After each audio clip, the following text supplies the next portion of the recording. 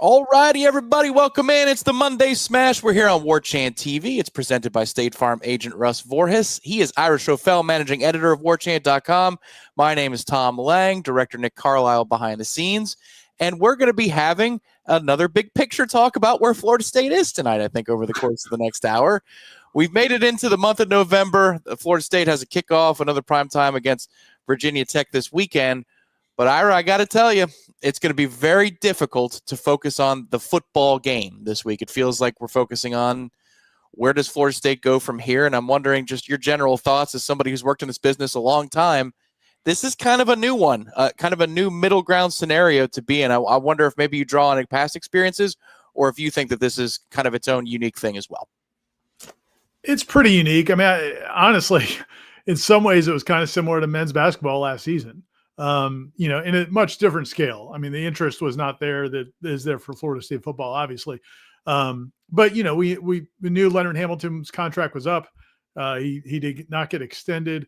They were coaching out that season. And basically the feeling all year was, if he makes a run and they go out and win go to the NCAA tournament, then maybe you give him another 1-year deal.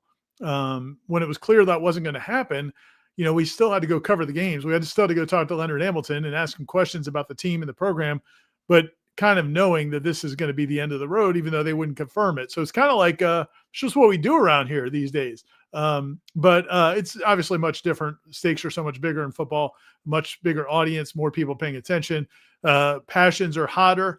And so it is a little bit weird. I thought the Clemson game was covering the Clemson game is a little strange in the sense that, to your point, the bigger picture topic is what is on everybody's mind, but also the game was right there to be won, so it wasn't like they weren't competitive. It wasn't like they were just playing out the string. If they just played decent, there's a good chance they win that game. Clemson, if Florida State plays well in that game, if they get a stop on the first drive, and if they, punch it in and they score and they maybe take the lead early in that game, I don't know. The Clemson wants to be there, but instead you just didn't play decently, and that's what ended up happening. So it is a weird time. But we'll all keep playing our roles, I guess, until change happens, which I think is going to happen. I just don't know when it's going to happen. Did you feel it was kind of similar to Wake Forest in that way, Ira, that both teams are kind of feeling out early in the game, and then once it tilted one way, it was kind of comfortable for the team that was in front? Or did you feel like maybe from the press box it was a little bit different than just the week before where Florida State wins? Well, I think it's those, Florida State's offense and Wake Forest offense are kind of similar. So from that standpoint, it's not even about the big picture, where Wake Forest is a program. They're just starting out. So they're going to be hungry and they're hopeful. They've got a new coach. They've got a new vision of where they're trying to go. They were off to a 5-2 start to the season. So, they were going to fight. The problem for them was once they got behind, they just can't play football. They can't play offense if they're trailing by 2 or 3 scores. And that happens so quickly on them that, they just, now they have to start going for it on 4th down. That's something that, they don't want to do. They don't want to throw the ball. And we saw why. So the circumstances were a little bit different, but I think the teams are similar. I think for Florida State, they also don't want to be behind. So there's that part of it. But then you add on to it the fact that, I think the players, I don't know if the players feel pressure because of what's going on with Norvell. I don't know if I feel that. I don't think they're playing to save his job. I think they just are not very good, and they, didn't play with enough focus in that game. Your latest, it's available now for Warchant.com. Subscribers came out this morning. It's 5 common perceptions about FSU's coaching situation and why they're wrong. I'm putting that in the chat now for everybody who's watching live. You can click over on that link. And if you're not a member, $1 is all it takes to join us for your first week at Warchant.com. I'm curious, Ira, did Mike Norvell's comments today in that press conference today after you released the 5 common perceptions change anything, or are these two totally separate conversations? I don't want to, basically I'm trying to ask you that question without tipping off any of the common perceptions because it's your subscribers. I'm sure we'll talk about 1 or 2, but how did you come to write this particular piece? And then has anything that happened today changed anything in terms of those 5 points that you made? Well, going back 3 weeks ago, to after the Stanford game, I like everybody, I was kind of surprised they didn't make a move. But I got the sense, I had that column written for Monday morning. I didn't know they were going to put out a statement. I don't think they knew they were going to put out a statement, but I was led to believe on Sunday that they were not going to make a change. And I got a little bit of insight, but not a ton of insight, just a little bit of insight to it. And that's why I wrote the column basically saying that, look, they're trying to not make an emotional decision here. They've got reasons for it. And a big part of what I wrote that week was I have a lot of confidence in Peter Collins and Richard McCullough and Michael Alford, this administration, to have a plan. I didn't know what the plan was. I didn't know why they wanted to wait. And I still don't know exactly why they want to wait. But the perception, from a lot of people was, well, if you haven't done it yet, it's because you didn't expect this to happen and you're not prepared and you don't have a plan in place. And I don't think that's true. And that's why I wrote back then was, I really, I believe that they probably have a plan, but for whatever reason, they're choosing not to do it. What I wrote today was a little bit more, I think, and maybe you have to read between the lines a little bit. I think, I've talked to a lot of people over the last, couple of weeks to try to see what's happening and also what could be hurt by not making a change yet or announcing a change yet. And so one of the things I talked about was, I was assured by different people that, just because they have not made a change doesn't mean they're not working on that. And so, again, I'm not telling Mike Norvell and his people that, he's already been fired and doesn't know it now yet. What I am saying is they're preparing to make a move when they want to make that move. So, we'll see if that's the next time they lose at home. We'll see if it's the next time, or we'll see if it's at the end of the season. I don't know.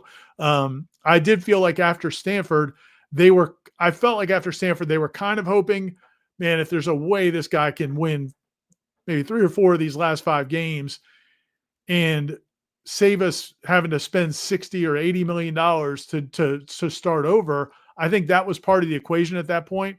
Maybe they can kind of turn it around. I think at this point, they know they can't turn it around. I think that's probably pretty obvious. And so I think but I think they've been working towards what are they going to do if they can't turn it around. So those are some of the things I wanted to touch on in the column today. And like you said, and it's been up on our site as a premium article for a long time, and there's a lot more detail to it. So we could talk about whatever you want to talk about, I think. Well, here's one thing as it relates to the press conference that happened just after it was released this morning. I felt like and you tell me if I'm wrong, but I felt like the first half of the presser, like before that Corey question and Mike goes and goes in depth on where he stands on a lot of things, it felt like Coach Norvell was kind of going through the motions. I know I need to be here and say the following things, and I'm going to talk about this game, and it's just these little details need to be cleaned up, but it felt like he was in autopilot mode. And then that question comes down, and there are different parts of his answer where he's kind of searching for the next thing he's going to talk about. But he did say something towards the end of his comments where he says, I know it's going to piss a lot of people off, but we're going to win championships around here. And I know people don't want to hear that. I know that they don't live up to the standard, but this season has not lived up to the standard, but we're going to get there. I know what it takes. I've been there. So Troy Noles says, the way Mike talked today, he sounds like he's here for a long haul. Now, I don't know what else he's supposed to say in that moment, Ira, but at the same time, while I do believe that it feels like 80, 90% Florida State's going to move on to the end of the year, when I hear that and then I drive to the radio station for the 1 o'clock show and I'm chewing on what I heard, I'm like, man, is there a chance that they don't make a move on Mike? And I'm feeling a little bit concerned about that. I know you speak to that in the column, but I just wonder your thoughts on it because for me, while I honestly believe you put me to a lie detector test, we're going to have a new head coach in the next month. I still am a little worried that they might not have a new head coach in the next month. What do you think? I think speaking about that today, the press conference and Corey's question, which was a good question. It was certainly got a great response. Was I don't know that he set out to say everything he ended up saying, and like you said, the first 20 minutes was very different. And I'll tell you what, man, the last couple post-game press conferences I felt have been very different than anything else earlier in his tenure. This feels like if he doesn't know they're making a change, he's very pragmatic and understands they're probably going to make a change. In fact, there's people I've talked to inside the program that have that feeling that they feel like he knows, like, man, he's putting out a brave face, doing everything he's got to do, wanting everybody to work hard, setting that course, that agenda, but knowing that, this may not work out. And I think, to me, I equate it to a boss at a small business that's, going to keep pushing every single day, hoping that the sales turn around that day. Maybe it's a restaurant or a bar or whatever it is. And every week comes in like, man, like, this is going to be our best week. We're going to turn it around. People are going to start coming through that door.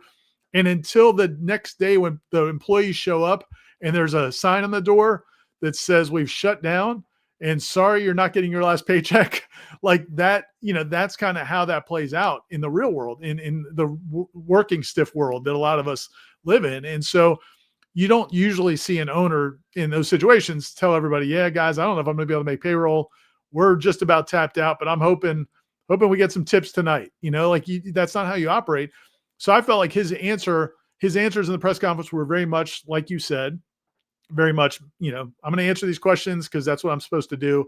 And then when he started talking, I think he started off talking about the future of this program. Like, I feel like this program's in a good place. Like they're going to do well, whoever's here. I mean, I almost felt like that was kind of implied. Like, I feel like there's young talent here. Things are heading in the right direction. And if he had stopped there, it would have been like, we all would have, been thought that was a perfectly fine answer. But then I think he got carried away. I just think he got fired up and was like, you know what, I'm going to fight for this job. Again, I don't think that that's going to have any bearing on anything. I really don't. And I don't think he was sending a message that he knows he's staying, because I don't think that's the case. That he knows it. I don't think that's the case. So I think he's coaching every day as if he's coaching for his job. And, so I think he got into it and got kind of emotional and started reminding himself like, hey, I'm Mike Norvell. We can do this, but I would not read too much into. I don't think he came there planning to make a statement that lets everybody know what's coming. Agree. That was what was kind of strange about it. And I don't know which is longer, his answer to that question or the Call of the Cthulhu by Metallica on the Ride the Lightning album. But at some point I went, oh man, look at him. He's even kind of, you'll cheer for us when we win a title. I was like, oh, all right, Mike, look at you go. Yeah, it was like different stanzas. Like there were key changes. There were time signature. It was like different parts of this. It was pretty interesting. Yeah, he kind of aired it out today, which we'll remember that press conference no matter what happens and that moment in the next month. You know what, man? I was like, all right, Mike, let's go. Let's go. Now, play the game now. I'm not meaning like let's go, like let's run it back in 2026. I was just like, all right, man, go fight, fight for whatever you got left. Yeah. He's definitely aiming to do that. He communicated that effectively today. James B., thank you very much for the contribution. Good evening, fellas. Ira, I've been on the phone all week, and with what limited access I have, it seems the big money donors are split 50-50 on whether to fire now or wait. Have you heard the same? Thank you very much for the contribution, James B. Thanks, James B. Appreciate it, man. I mean, here's the thing. And I've said this before, and, I'm not saying this is 100% fact, but it's how I feel. The blessing and the curse of Florida State University is it's not LSU. It's not Auburn. It's not one of these schools where there's a bunch of power brokers who sit in a smoke-filled room and make these decisions and argue things out. And this guy is pushing his chips in the table. This guy's pushing his guy, That's generally not how Florida State operates. Florida State is not one of those schools because it's a blessing and a curse because you don't have the money. The blessing is you don't have that kind of infighting where pushing and shoving, in the dysfunction you see at some of these other schools. I mean, LSU is a prime example right now, but Auburn through the years, things that have happened. LSU when Jimbo was up for the job, when they hadn't fired Les Miles. I mean, they basically, my impression is, Jimbo and Jimmy Sexton thought Jimbo was going to get an offer because they were going to fire Les Miles. And then there was pushback. Some of the power brokers were like, no, we don't want to fire Les Miles. Or, they get political pressure to keep him. And so now they're stuck. And then the next year, Jimbo wants to, they think he's going to get it the next year. I think it's 16. And then at that point, now there's more infighting. Different people have different candidates. So that's the curse of that side. The blessing of that side from their perspective is they've got a lot of money to play with. And so that's why they're going to get in the Lane Kiffin sweepstakes. I mean, so for Florida State, yeah, I think they would like to have that kind of money, because it wouldn't make paying $50 million, $60 million to a coach to go away that big of a deal. Like the way Texas A&M didn't blink. Once they were done with Jimbo, peace, brother. Go have a good life, but enjoy your time on your ranches. Florida State doesn't really have that. So because of that, I really don't think it's a big group of people that have a say. I really don't. And so I think it's the people that are deciding it have a reason for waiting. I don't know exactly the reason for waiting. I've been assured by different people that nothing is on pause, that they're working it as if they didn't, they had an opening in case they do when they want to make the change, and that they have reasons for doing it. I don't know all the reasons for it. I just have been told that they have reasons for doing it. Yeah, Texas A&M just looked at the dog that they love, and they put their hands on the ground and said, "Speak to us. Do we get rid of Jimbo? Just please lick your paw if we need to get rid of Jimbo." Like, all right, it's time. Cut the check. Straight. And last thing on that note, because James B is also kind of leaning to the next step of it is, the idea that they've got to marshal these resources. And it's one of the things I talk about in the column is I just don't think that's realistic. You're not getting just not getting $50 to $60 million from donors to pay this off. It's going to be money from reserves, maybe selling assets, maybe, figuring out different ways to monetize different things to pay this off. It is not they are not going to be able to go out and get donors to give them $50, $60 million at Florida State. If that happens, God bless them. Maybe Sarah Blakely's doing it, whatever it is, maybe there's a way they can do it, but that would be very different from anything that's ever happened before at Florida State. And I don't think that that's going to be the case.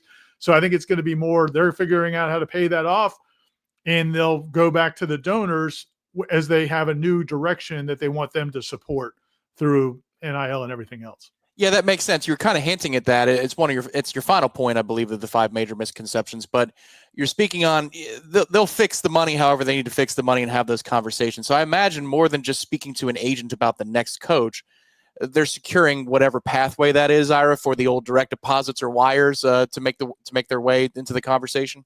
Yeah, I think that's part of it. And there's different options. They have, Seminole Boosters own some assets. Florida State's got some assets. I mean, there are different things they can do to make things work. And there's other things that they can sell and different, there's ways they can raise money. And obviously it doesn't have to all be paid at once. And so, although you see what LSU is doing, they've gone to Brian Kelly with an idea of giving him a lower amount up front, kind of like if you win the lottery. You can either have the $500 million over 20 years, or maybe we'll give you 150 today. They're trying to, that's what LSU is trying to do. And maybe Florida State might have some success doing that as well. So yeah, I do think that that's part of it. Figuring out, and there's not going to be a good solution to that. Because, if you're selling off assets, say it's real estate or something like that, well, those are things you'd like to keep because they appreciate in value over time. Once you sell them, they're gone. So, their dream scenario was that Mike Norvell, Gus Malzahn, Tony White figured it out, won 7-8 games, kept moving the ball forward, and you don't have to do that. But that's not how things worked out. I know I'm already on record a lot saying I'm over it and I'm ready to make the move, and it was yesterday, sir. But I will say the hard part about football, and I think it's totally fair to say about this year, is it felt like he nearly landed the plane. And it was very hard to land the plane to get that next year and set Florida State up. Yeah.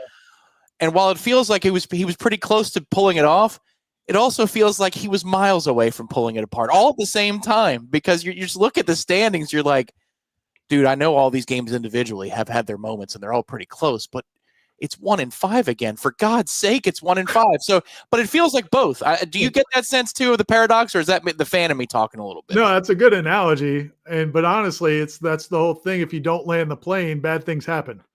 And so I think it's a great analogy because what I've been using before was, kind of the landmines, like walking through, there was a path, there's a path to get through, but it was not free of, and there were landmines all over, and you kind of had to, kind of get lucky and not step on one. And they stepped on a few. And, to me, we'll have plenty of time to go back and discuss where things went wrong with Mike Norvell, because there's a lot of things I think he'll regret. And I think there's a lot of things that the school probably should regret. But when it comes to, his, this situation that they're in right now, they 2-10 going so far off the rails just killed them. Because if you had just found a way to go 6-6 last year, found a way to go. And there was a point last year, I think it was when they went to Duke, they thought, you know what? I remember talking to a couple of people in the staff that, man, if we win this game at Duke, which we should, because they thought they were better than Duke. If we go win this game at Duke, I think Miami was up next. Like, they felt like there were some games they could win in the second half of the season. And now, if you're 6-6 last year, 7-5 last year, somewhere in that ballpark, this year, and you make these changes, I don't know that the pressure is as immense as it is. And you have no margin for error. But you did go 2-10. You let it completely go off the rails. And so that when you bring in these new coaches, there's no grace, and so you lose that Virginia game, which, man, that's a game they had to win that game, and they could have won that game, but they didn't. Then that one gets to you. That Virginia game gets to you. To me, the Virginia one's the one that, and it's not the most embarrassing, but it's like, man, it's just right there. Just go win that game. Because I think they got shook after they lost the Miami game. And I think that's why they were so unconfident against Pitt. And it's just like it's snowballed. So, yeah, to your point, man, there was, again, he was trying to land the plane in some gusty winds, maybe some ice on the wings. Things were dicey. There was a chance. But when you don't land the plane, bad things happen. Yeah, generally speaking, unless you got Sully at the helm, we got real problems. And you know what? Stuff happens in life. Assets, you need to protect them in case they come under damage, unexpected or otherwise. That's why insurance agencies are there for you. And State Farm agent Russ Forrest, outstanding as he is as a supporter of Florida State athletics, as a supporter of Warchant.com, the Warchant Multimedia Network, he's got a great staff that can help you learn whether or not your situation that you're in right now with your insurance provider is the best situation for you. And if you live in Georgia, Florida, and Alabama, Russ has you covered. And Ira, I know right now, so do you, from text exchanges and commentary throughout the season. If y'all right now are in the chat passionately talking about Florida State, Russ Voorhis, sometimes he pops in the chat, actually literally, so he's doing the exact same thing. He's one of us. I speak as an old fan right now. I'm also a customer of State Farm agent Russ Voorhis, and I'm thrilled with the service that I get as they help me with a couple of issues I had in the last 6 months. Yeah, Russ definitely has some strong opinions on what Florida State needs to do, like a lot of donors do, and like a lot of FSU fans do. But he's a great guy, but loyal, no. And that's what, it's interesting when these things happen. You coaches come and go. Sometimes administrators come and go, but the fans are here for all of it. They were here for Coach Bowden. They were here for the end of Coach Bowden. Can you really push out Bobby Bowden? Can you really do that? And then that happens. And then Jimbo, the rise and fall of Jimbo. And then, the fans are through all of it. And Russ is certainly one of those FSU fans that just, bleeds garnet and gold and just wants the program to be good and wants the program to be successful. And he's just a really good guy. And they have a great insurance company over there in Jacksonville, 2 locations in Jacksonville, but anywhere in the tri-state area, Florida, Georgia, Alabama. If you go to russvorhis.com, russvorhis.com, you can get information there. You can submit information for a quote. You can call and speak to people in the office, or you can go to the brick and mortar offices over there in Jacksonville. And Russ and his staff do a great job. And please tell them that you heard about them on the Smash and that you're Florida State fans, and they will maybe take a little bit extra care of you. That's our guy, State Farm agent Russ Voorhis. Interesting times that he's sponsoring, and we'll probably have a Monday Smash, I would imagine, sometime in the near future, in which there's a lot of news to go over. I'm gonna ask you that question in just a second. Before I do that, Spencer, thank you so very much for this most generous contribution. Wow, Spencer, thanks. In honor of the course 250th birthday, Here is to the Noles and the Smash. Let's beat Virginia Tech this weekend and let the administration work on the future changes. Totally unnecessary, but wonderfully accepted, graciously accepted. Thank you, Spencer. And yes, happy birthday to the Corps. My uncle and his son, my cousin, both served in the Marines, one in Korea, one out over in the Middle East. He worked on Harrier jets, actually. He was a tech. So happy birthday to the Corps. And then to all veterans out there, an early happy Veterans Day to you. Thank you all so much for your service. My dad also served as well in the 101st. So, Spencer, we really, really appreciate that. And that's the sentiment this weekend, I think, is just about you got that football game thing. That's going to happen. It's going to be at nighttime on Saturday. And then you're hoping that there's some sort of announcement. And that's what I do want to ask you here is personal opinion, not Intel-specific driven opinion. Do you think that by the time we get to December 10th, December 15th, that we're talking about a new head coach at Florida State?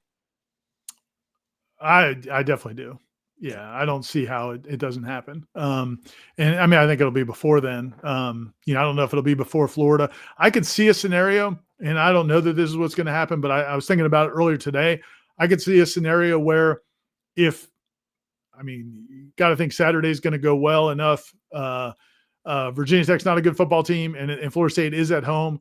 So if the wheels haven't completely fallen off, but if they did, if you lost that game, or if you lose the game at NC State, I could see a scenario where you announce it and say, Coach Norvell is going to coach the rest of the season.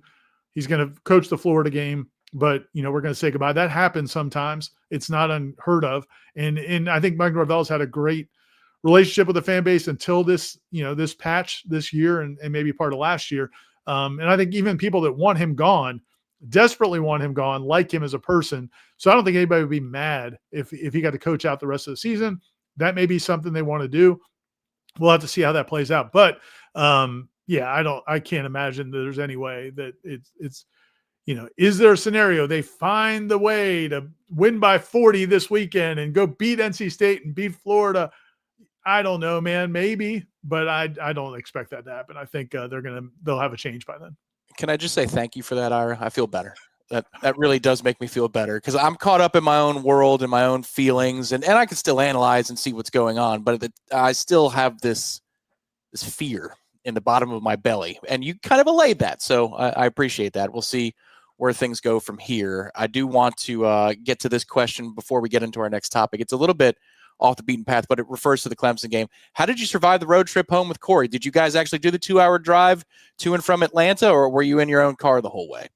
Yeah, no, Corey and I drove from Atlanta to Clemson, and it was like old times. But that's, just an hour and a half, 2-hour drive for he and I. Like, there's not as much time for us to really get to where we hate each other. That usually happens in the 8-hour drives, usually the Miami game, or the one time he had me driving back from friggin' Texas.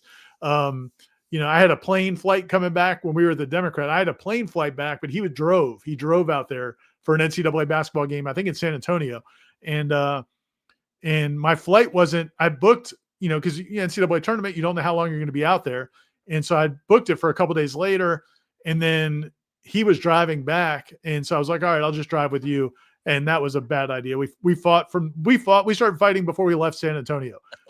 So yeah, the 2 hours from Clemson to Atlanta is a perfect fit. We worked, and the way back after the game, I was reading his column in the car, editing it. So that was all smooth sailing. Then I just had to come back from Atlanta on Sunday. Did it have some Mystery Science Theater 3000 feel on the ride back, just about all the things that went wrong, comparing notes about things you saw on the field on Saturday? And related to that, a serious question. I'm wondering if you saw anything pre-game that mirrored what you saw on the road in Charlottesville and the Pitt game as well. Yeah, that's a good topic. So first of all, no, we're talking during the game because we're sitting next to each other. So that all conversation's happening just like people watching a game with their friends. We have plenty of opinions during the game as it's playing out. As far as the energy pregame was interesting. And, I mentioned it in our thread. We do a game, for people that are on warchant.com, we do a live updates thread. We get there a couple hours early. We kind of talk about, guys that aren't dressed out, either injuries or just kind of how guys are acting, what the vibe is on the team, the players. And they were juiced, man. They were really, really juiced for that game, especially the defensive players, mostly the defensive backs. It was interesting because when they went to Stanford, that was kind of a point of contention with Norvell. You know, he said in the post game, he made a conference about the energy not being great. You remember I went on at halftime with you and Gene, and I said I thought the energy was terrible before the game. It looked very flat. And different games, Charlottesville, Virginia, I thought it was kind of manufactured fake bravado. It didn't feel genuine to me. And this is again, man, I'm just reading body language of dudes I really don't know all that well, but just kind of my perceptions. And then, you know, this game this past week, man, I thought the juice was there. They were fired up. And I thought that's what you saw in that first drive. And Tony White talked about it yesterday, that it wasn't like they came out flat. And so you hear 13 plays, 75-yard drive for a touchdown, 3 third-down conversions, that maybe they were going through the motions. I don't think that was it at all. They overran every play. And I thought they were so juiced. And I asked him about it, and he's like, yeah, man, he loved the way they flew to the football. He loved it. But it was just they were doing things like if a running back's running wide, running to where they're trying to meet him at a spot instead of tracking the inside hip or whatever they're taught to do, and just kind of trying to make the big play instead of just doing their job. So I thought that was interesting. I didn't think there was a thread on our boards. I didn't get into it because I was driving back, but somebody made a comment about maybe it looked like they were dancing in pregame and they didn't like the way it looked. I just thought they were juiced. I thought they were really juiced, and I thought you saw that early in that game. And I thought defense played well. Overall, they played pretty well, and they played hard. They just weren't good enough, and the offense did absolutely nothing. I really think, and it's something I got to duck for the vegetables to come my way, but I really think the coaches had them prepped. I think that they saw what they expected to see. I really did. I thought Gus had something up his sleeve for this game. He also broke his own tendencies. He lined up in more empty, which is something he hardly ever does, at least not with Tommy at quarterback. So that shows that he was trying different things, and obviously he schemed up a couple of wide open shots that we all know what happened. And then, frankly, Ira, even after the first drive, which I'll come back to in a second, I mean, when they were playing the field position game, Florida State was on point. They were ready and waiting for most everything that Clemson was throwing at them. It 100%. Was as though they had Clemson's playbook, it looked like to me, for stretches of the game. The backbreaker was not converting on the fourth down to Randy Pittman, and they score in the next play. I think at that point it changes. Everything about the energy changed. But I thought they were much more engaged and ready for this opponent than they were Wake Forest the week before, where there was a kind of a feeling out process. And the penalties helped keep Florida State on life support, and then they went into overdrive.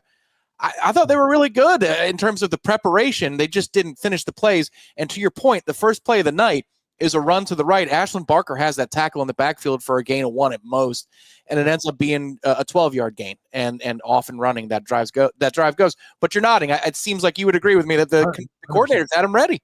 I mean, really, and I've been lukewarm. I've been hot and cold with Tony White in this defense. I thought the pick game, he lost me that day. I don't know what they were doing. I was baffled by that. And I mean, Virginia wasn't great. Miami wasn't great, but Pitt was just, I thought was ridiculous. And so I was kind of at the point where I was like, I don't know about this Tony White guy, but I thought, yeah, man, they were dialed in. And I thought, they played better against Wake as the game went on. I think once and it got easier because Wake got behind, but overall I thought, they showed some progress there. But yeah, man, I thought the defense was on all over everything. I mean, they're jumping routes. There was a play, I don't know if you could tell us on TV, but it looked to me like Klubnik goes to throw a kind of a quick out, and I think he threw it in the dirt because he saw it was about to get pick sixed. And there was a couple other plays where they could have had pick sixes, and then even plays that Clemson got something out of, Florida State I thought was all over it. Even the flea flicker. I mean, Shamar Arnaud, he's in great position. He could blow that up. That could turn into a Kalen DeLoach play. And instead he kind of is indecisive. And then I thought Tony White, he doesn't talk about, it's Gus. We joke about Gus only wants to talk about the offense. Tony generally only talks about the defense, but he'll veer off a little bit more into the team. And I thought he brought up Mekhi Danzy, the not blocking the punt. Man, he could have probably just cleared the guy out, not even tried to block the ball, but he held up because he didn't want to make a mistake. And so, that game's frustrating because it was there for the taking. I do think they were well prepared, and I think that speaks to they probably did have a good week of practice. And then Mike Norvell, it was kind of a hidden thing in his thing today where he was talking about he mentioned, he goes, last night, and then he kind of paused. It's like, that's when he's like, well, you guys can't be at practice. Yeah. And I think he wanted to say, man, last night was awesome. So give these kids credit. I think they're still engaged. I think they're still trying for the most part. So I'm not saying that means you got to run it back or that this thing's gonna take off, but I do think you got to give them credit. You got to give the coaches credit because I thought they were very well prepared. Yeah, that's the crime of that game is like, well, now you actually do all these little things and you just don't finish. You just don't finish the plays. To your point, one of the early throws in the game, it was, I think, the third play, and it's the first second down that Clemson faced. I mean, it almost hits the corner in the gut. Yeah. He's anticipating that Klubnik is going to throw it accurately. And I don't know if it was Jerry or Rawls. I forget who it was, but I don't think he was looking at the ball. No, and it shouldn't be there. But if he was looking for the ball, it would have hit him between the numbers, and it would be a pick. Yeah, it was a strange night. And the one call I didn't like at all from Tony, and he had basically admitted what I didn't want to hear, was, and again, Corey's pretty good. Corey's pretty good at thinking about play calling before it happens. I mean, he's got a pretty good mind for that. And when it was third and goal at the 4, I guess, and the first touchdown, and he's like, well, this has got to be a Klubnik draw. And I was like, well, it might not be because he's gimpy. You can tell he's not healthy at all. And but then sure enough, it was. And not only was it a quarterback draw, but like nobody on the defense, it was like they didn't know he's allowed to run. Yeah. Like they just were not even, because I'm not saying you have a spy. They didn't look like they knew he was an eligible runner.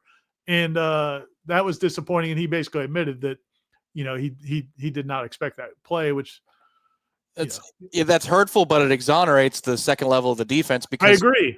When you run it back, you see 3 guys on the back line of the end zone. Yeah. I think it's Stephon Thompson's one of them, and then you got a couple of guys in the secondary. And I'm like, that's a 3. There's 3 on 1. Nobody is right there. I'm not sure if it's Stephon. Somebody watching it live, I didn't get a good replay of it, but I swear one of them, I think it was the linebacker, it turned his back to the quarterback. Yeah. And I saw that right. And I'm like, dude, he is allowed to run, and that's what he does. So it was just, and again, maybe it was because they thought he was banged up, and they're like, well, there's no way they're going to ask him to run. But no, and I'll tell you the play that I didn't like for Gus, and it's not because of the result, I swear. It's just the call. So they get the non-block punt thing, and it's essentially a turnover. So you get in the ball at the plus 35, and Tommy scrambles. It's off schedule. It's not a called run, but he gets to the 10-yard line. I love the first call that they had, which was a fake run to the left and then a quarterback counter run. Mm-hmm. I thought that's a perfect call in that situation because Tommy hasn't been running lately because of the bump leg. They make a shoestring tackle, and then the second down call is that read option. I'm like, God almighty, Gus, it's like second and goal from the 9 or the 8. Do you really want to run the ball there? And that's the one where Tommy – unfortunately, Ira, I don't think Florida State is ever going to have a quarterback who reads it well in terms of the give or the keep. They are cursed. And I know Tommy's hurt, but my Lord almighty, that play had no chance from the jump. The other call I didn't like from Gus, and this is going to sound stupid because it's a wide open 50-yard gain, if not a touchdown.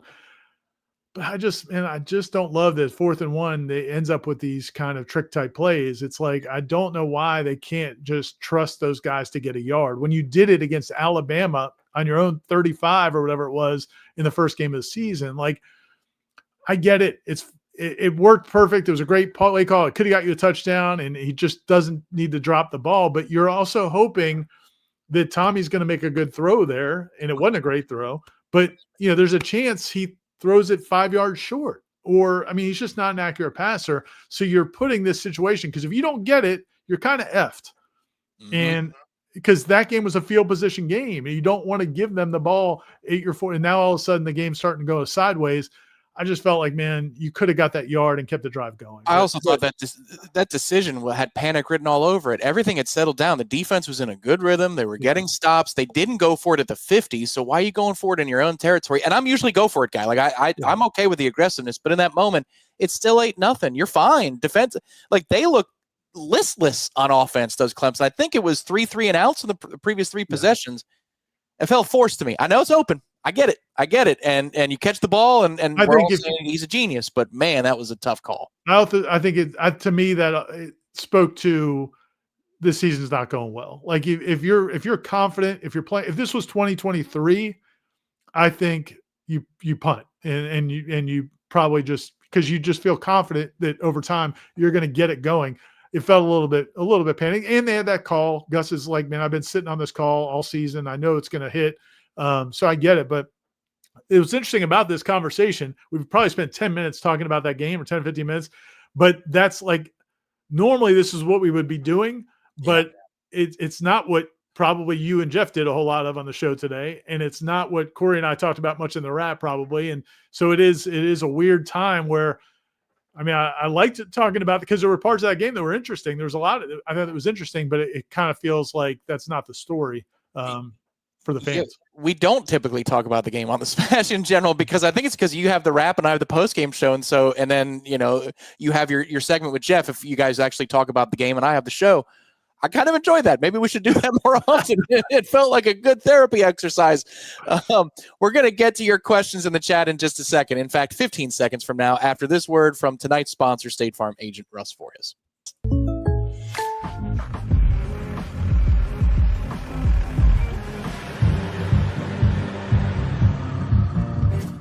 Contact Russ Forres for an auto quote today.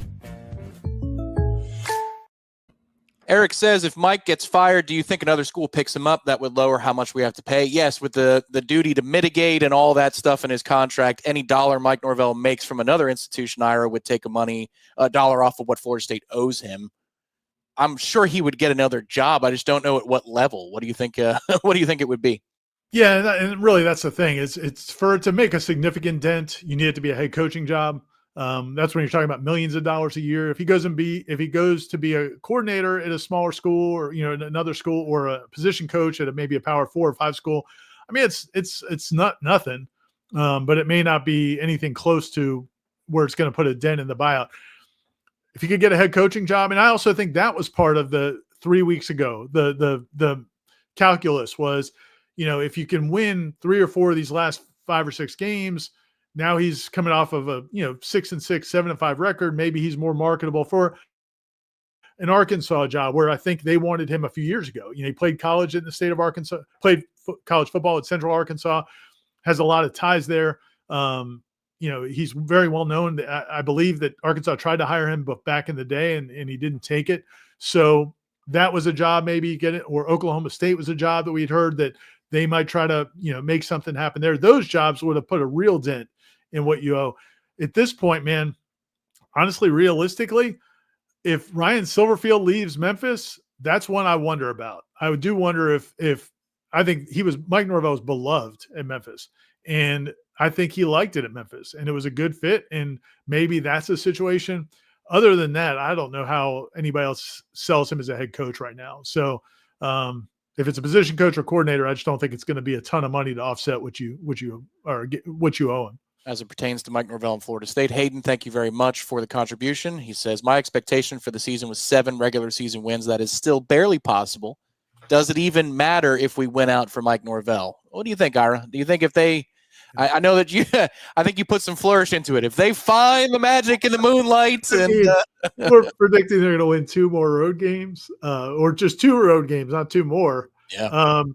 Thanks, Hayden. I appreciate it. And that's a fair point. I mean, that is kind of, again, going back to that Stanford moment in time where it was like, you know what, if you can get to 7 wins, if you could get to 8 wins, but now that seems like folly, and certainly 7 wins is still possible. But man, you haven't won a road game in 2 years. NC State is a place where Florida State has never played well. Florida is another place where a lot of great Florida State teams have not won. And that Florida team's talented, man. I know they did not show up in Kentucky. They clearly didn't want to be there. But kind of like Clemson, I thought they kind of wanted to be there for Florida State. They're not good, but they weren't sleepwalking like they may have in some of these other games where, they got down big to Troy.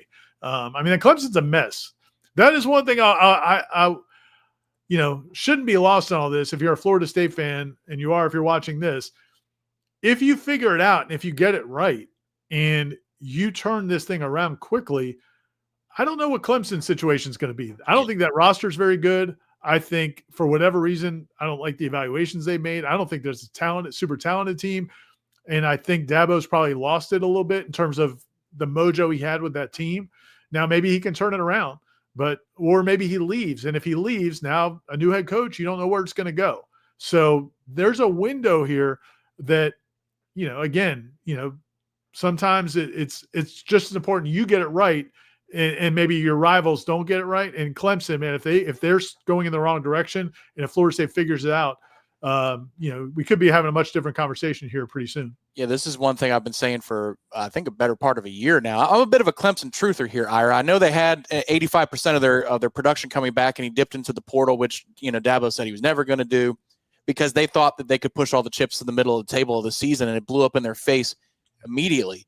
You know that Florida State out-recruited Clemson in the rivals industry rankings the previous 2 cycles? Like, even last year when they had to go spend all that money to finish 20th, they finished ahead of Clemson, and they were ahead of Clemson as of a week ago. Now, I don't know with the wave of decommits if that's still there, but how the hell is Florida State ahead of them after a 2-10 season? And if you look at Clemson's last 4 or 5 recruiting classes, to your point, at least when it comes to looking at blue chip talent through the eyes of the recruiting industry, they don't have the roster like they used to have when Dabo was dominant. I think I heard you say that last week about the recruiting classes, because I didn't realize that. But man, you just watch them. Now maybe they've got some All-Americans on the bench at running back that just aren't playing, but running backs do not look special at all. The defensive backs do not look special at all. The linebackers don't look special at all. The defensive linemen have big names, Woods and those guys that have been there for a long time, but they just don't play it. They don't play like it. And the offensive line's nothing great. So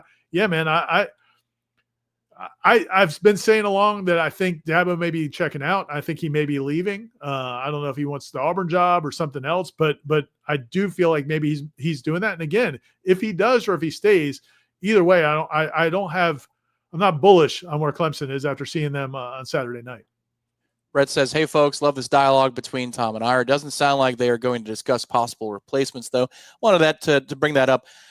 I think we're both the same camp as, like, is there an obvious answer? I think we might have discussed this last week. It feels like an NFL draft pick, a first-round quarterback or a second-round quarterback, Ira. The fit is something you don't know until they get inside the building. I'd like James Franklin at a certain price point. I don't want him at 10, but if you're telling me he's coming in at a discount or $5, $6, $6.5 million, all right, I'm here for that conversation. You and I agree that we don't think that Florida State should spend $10 to $12 million on the open market for a top flight candidate, because it's just throwing money out the window. Do you have any names in the last week or two that have come to your attention that maybe you think would be an interesting fit? Well, the one thing I would say, I do feel comfortable saying that I think that my impression is that there are coaches, maybe it's, maybe James Franklin. James Franklin's name gets mentioned all the time around the football program right now. That's a name that people, and it could be because they have got information. It could be just because people are putting 2 and 2 together. He's available. He was interested in the Florida State job when they hired Mike Norvell, and he was in the mix at that point. He's expressed interest in maybe coaching at Florida State. I mean, I think there's a strong sense that he's very interested in the job, maybe even wants the job. So that's the one that everybody's kind of talking about. We can all have different viewpoints of whether or not that's the right answer or not. And just because he wants it or he's interested, that doesn't mean he's the right fit for Florida State. Doesn't mean that that's who they should hire. You'll hear different people have different opinions on that. But I feel comfortable saying that there are several coaches that are interested in the job. Maybe even I would say want the job. But I have not been shared with who they are. So I also think, to that point though, that you just made, I don't think they're not getting in the Lane Kiffin sweepstakes. They're not, I don't know that Florida State is going to be in the position to go, in a bidding war with some of these other schools. So I think it's going to be maybe, I don't know that they're going to win the press conference the way fans want them to, because there's a lot of excitement. When Florida State got Willie Taggart, there was excitement because there was a perception that Florida wanted them and couldn't get him. Like there's kind of that part of, it's almost like recruiting. Like you want to beat out other teams for the coach. Yep. I understand, I think that they're looking at different options. I want them to get the best coach they can get. I think it's, I was talking to somebody about this yesterday, actually, somebody around the program that, I tweeted about Wake Forest last week and how they always get it right. 25 years ago, they hired Jim Grobe, and that was a freaking home run for them. Great, perfect fit for them, had great success, kicked Florida State's butt several times, had a great run there. And I think he was perfect for them. Then they replace him and what's his name? The guy that, Clausen, perfect fit. I mean, just, comes in with his new offense and just the mesh and has a great run. Now they've got another guy that seems like a great fit, Dickert from Washington State. So like they've hit it. And what's interesting about them is I was talking to somebody about it yesterday. They don't have to win the fans. Like they don't have to, there's not the pressure on them to make the sexy hire, the splashy hire, because it's Wake Forest. So they can just focus on getting a good coach who they think is going to do a great job with the resources they have. And I think that's why they get it right. I think schools get in trouble when they feel like they've got to make, again, Willie Taggart, I think was kind of that, I think that was part of it. They were excited that Willie Taggart wanted the job because he was a hot commodity and he wanted the job. And man, you've got to get the right guy. And so I'm more focused on them getting the right guy. I don't think they're going to be in the sweepstakes for the biggest names this time. It's funny. I'm looking at the dollars and the cents. I'm almost more moved by what's the number than I am by who's the candidate, because this feels like when an NFL franchise, before they had the rookie salary wage cap, rule that they instituted through the Players Association, if you made the wrong call with the number 1 overall draft pick, your organization was screwed for 5 or 6 seasons because you had to promise all this money to Sam Bradford and quarterbacks like him, and you got no shot now against the cap. And thankfully, that scale was put in there so that now if you miss on the number 1 overall pick, that doesn't doom you for 6 years, maybe like 2 or 3. Yeah. But that's the whole thing, Ira, that I'm looking at here is from an economic standpoint. If Florida State takes a swing and they miss, does that mean they're screwed till 2032 or 2035 because you're still paying off Mike to 2031? I'm just hoping that there's some more financial flexibility there.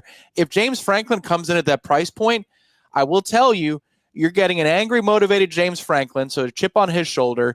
He also understood how to do it with an underdog program at Vandy. And Florida State, make no mistake, in this moment is an underdog. Though it has tradition for decades and generations, they're an underdog in this moment. So it seems like it would match on the very, very surface at that level.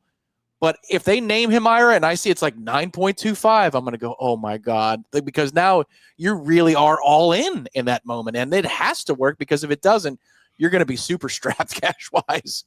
Yeah, and you'd like to hope, man. You'd like to think that James Franklin and his agent, Jimmy Sexton, knowing that he's going to get paid by Penn State no matter what, that you do get some sort of discount there. Because just like when Willie Taggart went to FAU paid him way below market value, and Florida State ended up having to pay the difference because they were just stuck. FAU paid him what they were going to pay him.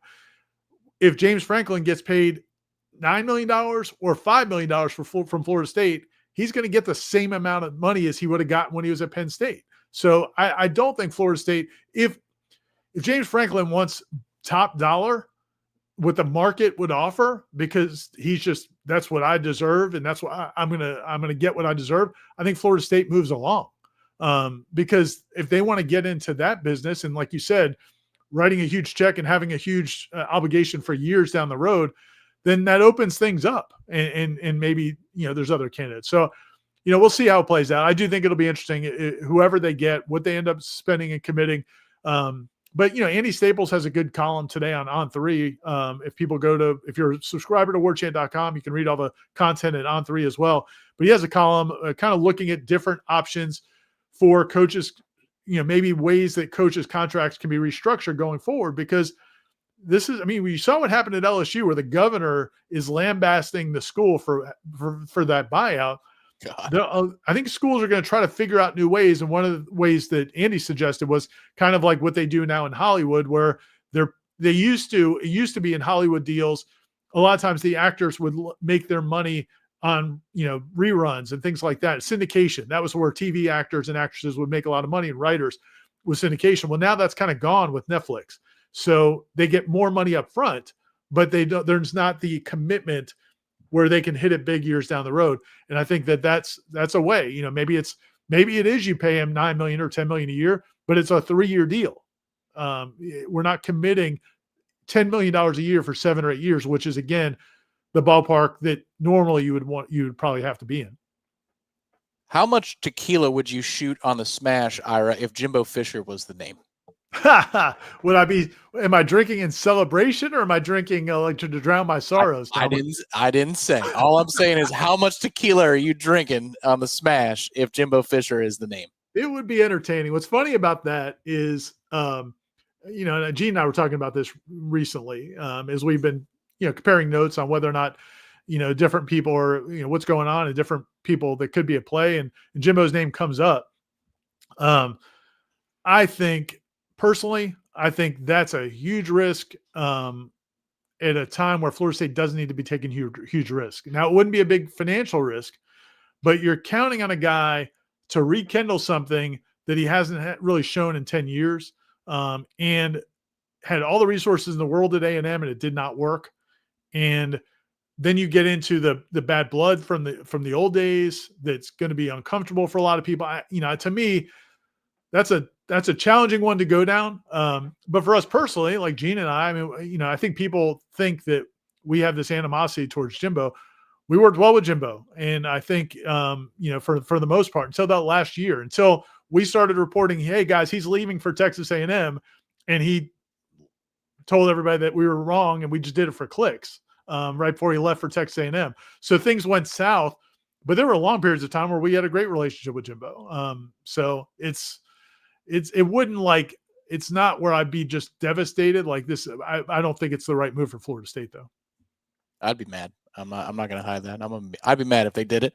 And this is where this goes back to you and me being a little bit different. I mean, he did Florida State dirty. There's no way around that. Not only did he do them dirty, but then he talked bad about them after he left in all those unnamed articles about why he left. So yeah, man, I don't blame anybody who says no way in hell, but that I don't have that personal, I'm more about the business, and it's better for our business if Florida State football is good. And if he could do it, that would be great. I just think that that's a big risk, and I don't think you need to take it. It better be for $50. And at that point, all right, $50. There you go, Jimbo. Yeah, because of, he and his camp cheated on this university year after year after year, and then they finally got hitched to somebody they were cheating with in Texas A&M. Man, that is a tough sell. Let's see. Last couple of questions for tonight. The GOAT. We said this earlier, but is this Mike's last home game at Florida State as head coach? I say yes. What do you say, Ira? Yeah, I think it is. And I think there was a chance Wake Forest might have been if they hadn't won that game. But yeah, I think it is. And, and again, that's, you touched about earlier, and Spencer with his contribution. Thanks, Spencer. Mentioned, Veterans Day, and it's going to be the Armed Services game on Saturday. I'm sure the FSU and their staff will be wearing a lot of camouflage and things like that, saluting the troops. And, the veterans will be honored at the game. Coach Henshaw in his piece that'll be on the site tomorrow, he's just he always likes to kind of rally the fans to support the team. He did it before the Wake Forest game. He's like, hey, it's homecoming. I really hope the fans show out. And in this one, he makes a call, listen, it's support the veterans. You also support the seniors on this team who are going to be playing for the last time, and some juniors who are probably playing for the last time. Heck, in this world, maybe some freshmen that are playing at Florida State for the last time. But also, I do think,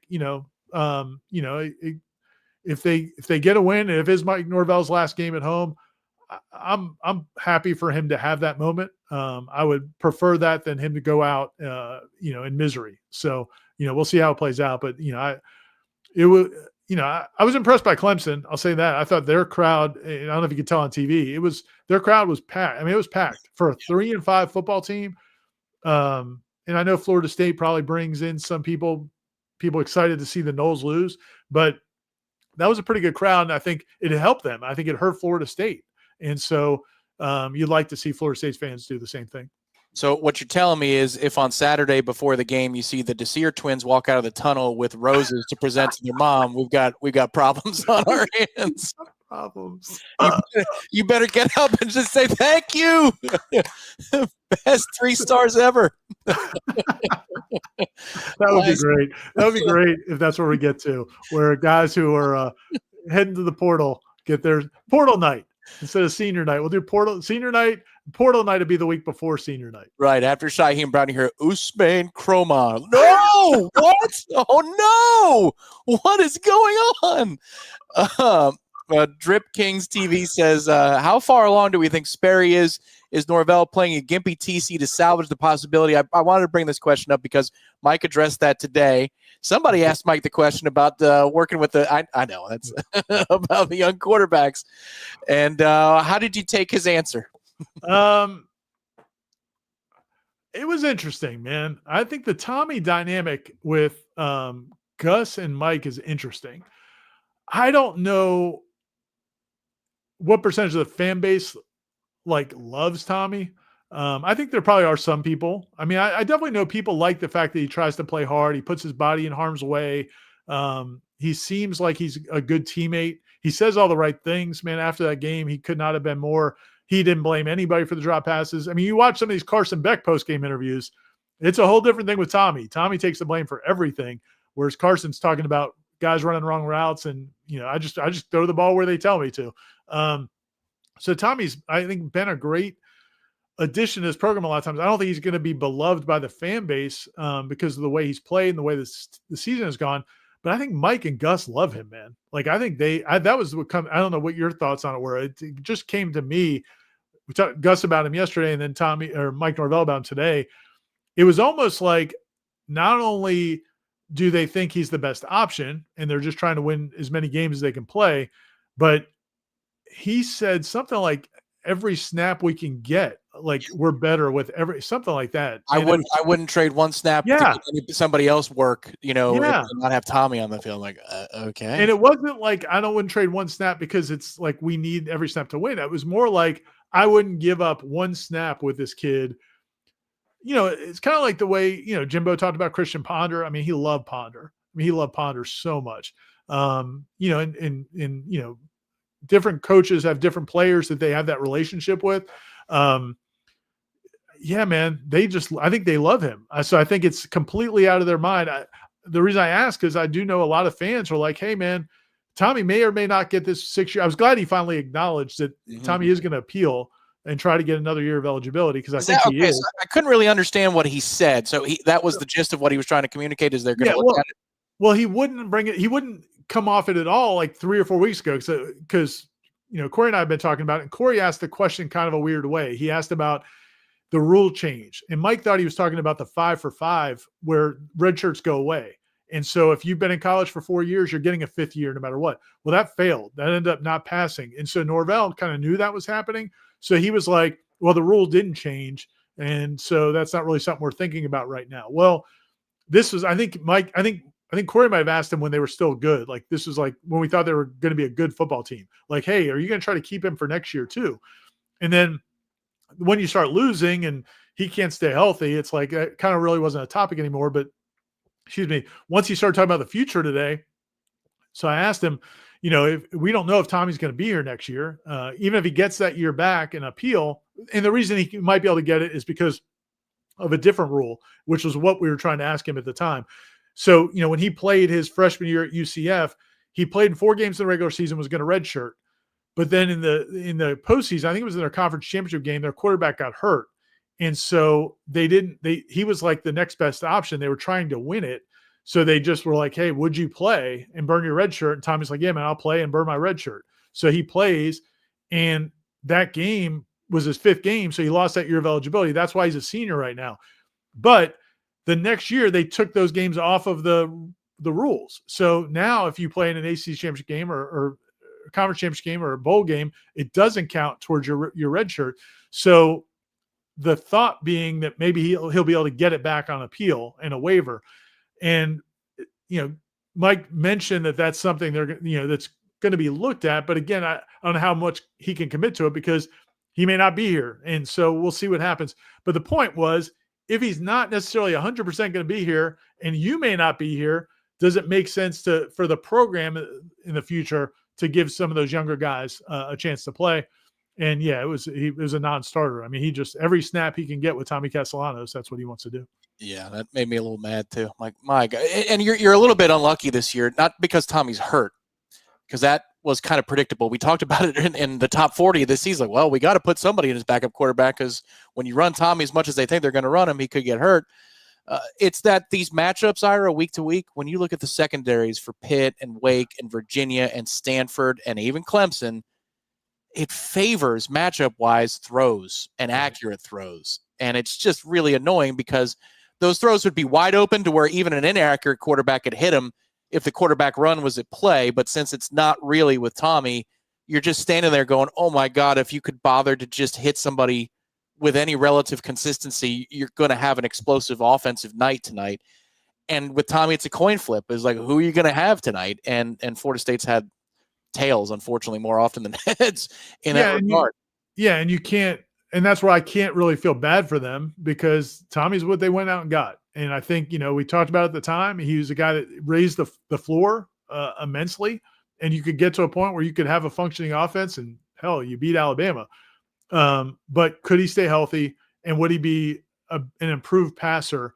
And that really hasn't materialized. And so, I mean, he's probably better maybe than some people thought. And they've hit some big passes. I mean, Deuce is having a great year. Happy for Deuce. But yeah, I mean, if you went in a different direction, then, maybe you would have improvements in the passing game, but then maybe the running game wouldn't be as good as it's been all year because you wouldn't have that threat. So it's kind of 6 of one or half dozen of the other.